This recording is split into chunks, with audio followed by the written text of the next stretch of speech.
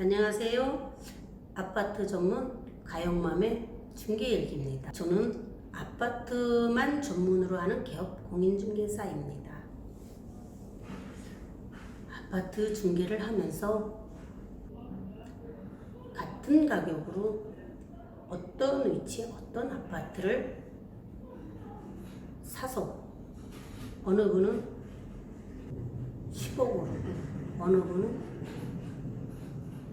2, 3억으로 이런 경우가 있죠. 첫 아파트를 구매를 할 때 이것만은 꼭 고려해서 사셨으면 하는 바람으로 이 영상을 준비했습니다. 첫째, 위치, 입지죠. 직주 근접, 대중교통 전철이 잘 발달되어 있는지 아니면 직장과 집이 가까운지. 서울의 이제 대표적인 직장이 어디예요? 강남 테헤란로, 그 다음에 여의도, 그 다음에 종로. 이런 직장을 출퇴근하기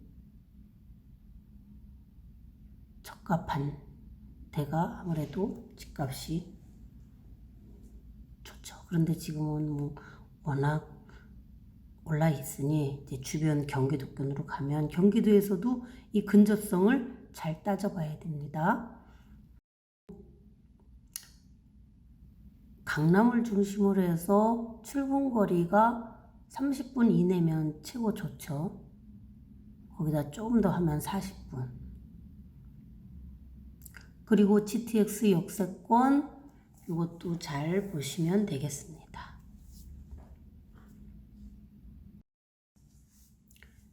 두 번째는 학군입니다. 학군이 입지를 넘어설 수는 없습니다. 위치 첫 번째 1번 이거를 넘어설 수는 없어요. 예전에 한 20년 근처에 그때 당시에 대치동 강남으로 어떤 분은 갔고 어떤 분은 노원으로 가셨어요. 학군 때문에. 어마어마하게 지금 차이 납니다. 가격이. 그때는 차이가 별로 없었어요. 그렇게 많이 차이 안 났는데 이렇게 많이 차이 났습니다. 그래서 위치가 중요해요. 세 번째는 인프라입니다. 주변 환경이 얼마나 편리하게 잘 갖춰져 있는지. 예를 들면 쇼핑 중에서도 백화점, 마트, 대형 슈퍼마켓, 이런 영화관, 카페 이런 것들이 잘 갖춰져 있고, 그 다음에 아이들 키우는 음악학원, 피아노 학원, 태권도 학원, 농구 학원, 수영장 이런 체육시설도 잘 돼 있는데 이런 데가 살기가 좋잖아요. 이런 것도 잘 확인해 보시고. 네 번째는 단지 규모예요. 보통 세대수를 보는데 1000세대 이상을 대단지로 보죠. 근데 역세권이 좋은데 1000세대 안 돼도 그런 건 잘 괜찮아요. 세대수의 주차장이나 이런 것도 잘 따져보면 그런 것도 괜찮습니다. 그리고 1군 브랜드를 좀 따지시는 분들이 있어요. 근데 잘 지어요. 브랜드가 좋은 브랜드는.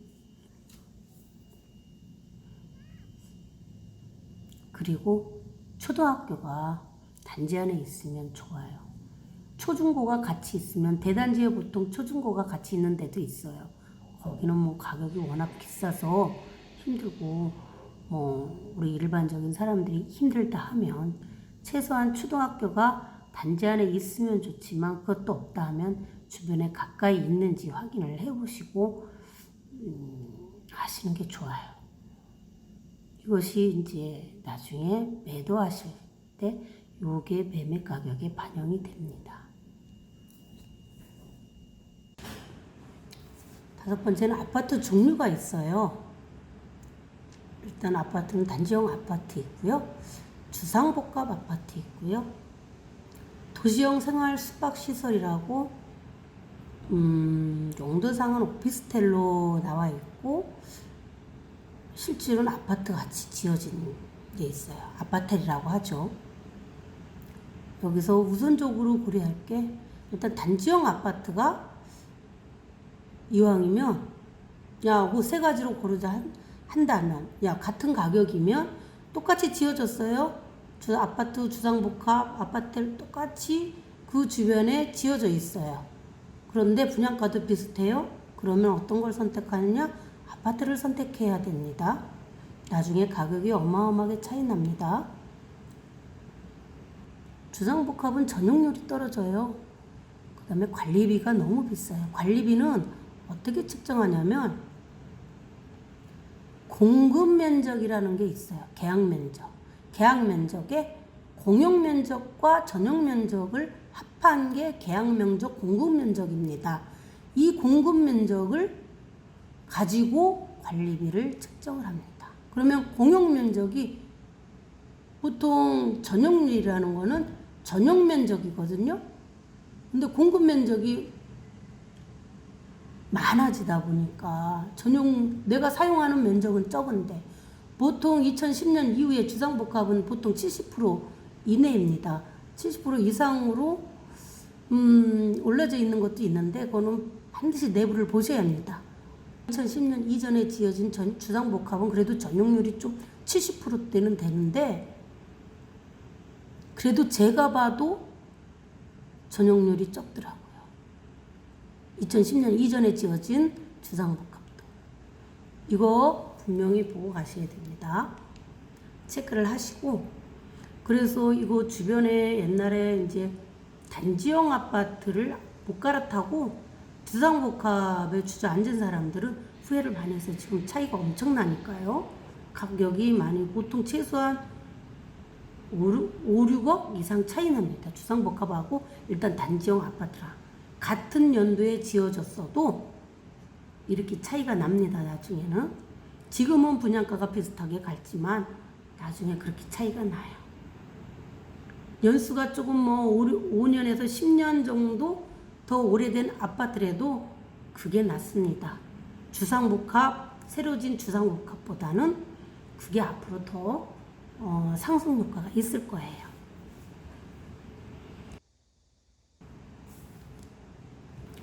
여섯 번째는 주차장인데요. 있는데 주차장이 최소한 요즘엔 차 없는 사람 없잖아요. 한 대 이상은 돼야 돼요. 보통 2000년 이후에 지어진 아파트들이 대부분 주차장은 1점 몇 대, 최소한 주차장은 세대당 한 대는 돼요. 근데 간혹 한 대가 안 되는 데가 있더라고요. 2000년 이전에 지어진 1900년대 지어진 아파트들 중에서도요. 주차장이 한 대 이상 돼 있는 아파트가 있습니다. 보통 제1 신도시들 보면 지금은 이제 좀 90년대에 많이 지어졌잖아요.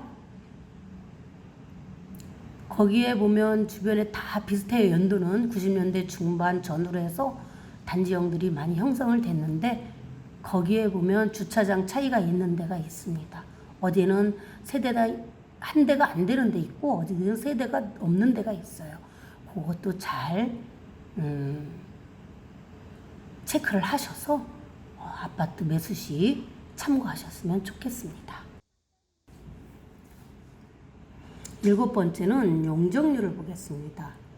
지금 서울 시내는 지금 용적률이 낮은 보통 5층 이상, 5층 이하나 최고층이 5층 이하나 그 단지의 15층 이하는 엄청 비쌉니다. 지금 재건축 말라고 오래된 아파트들은 거의 드물죠. 근데 간혹 하나 잘 찾아보면 15층 이하짜리가 있습니다. 그거는 이제 1990년대 중반 후반에도 간혹 하나 찾으면 있어요. 근데 이제 여기서 15층 이하? 그러면 용적률이 어느 정도 재건축하면 지어줄 수 있는지 한번 봐야죠. 토지 이용 규제 정보라는 것을 들어가면 주소, 그 단지 주소를 치면 제1종 일반 주거지역인지 2종 일반 주거지역인지 3종 일반 주거지역인지 그 다음에 준주거지역인지 그 다음에 상업지역인지 이런 걸 꼭 확인해 보시고 들어가시면 좋겠습니다. 제2종 일반 주거지역에 그거를 보면 고도 제한 7층 이하 이것도 있어요. 7층 이하. 그러니까 보통 내가 단지형 5층짜리 뭐 빌라, 단지형 빌라를 오래된 빌라를 한번 살려고 하는데 거기에 들어가 보니까 제2종 일반 주거지역이에요. 그런데 7층 이하밖에 못 지어요. 그거는 좀 사업성이 떨어지잖아요. 근데 그런 게 없다 하면 역세권에 있으면 종상향될 가능성도 있고 5층이니까 뭐 보통 2종 일반 주거지역은 이런 것도 사실 때 잘 체크해 보시면 될 겁니다. 8번째는요. 방향. 내부에 결로가 있는지 수도는 잘 나오는지 체크하셔야 됩니다. 방향은 뭐 정남향이 좋지만 보통 요즘 지어지는 아파트들은 약간 틀어서 남동향, 남서향. 많은 도움이 되셨기를 바랍니다. 다음 영상은 주상복합을 고르는 꿀팁 이 영상을 한번 준비해 보겠습니다. 감사합니다.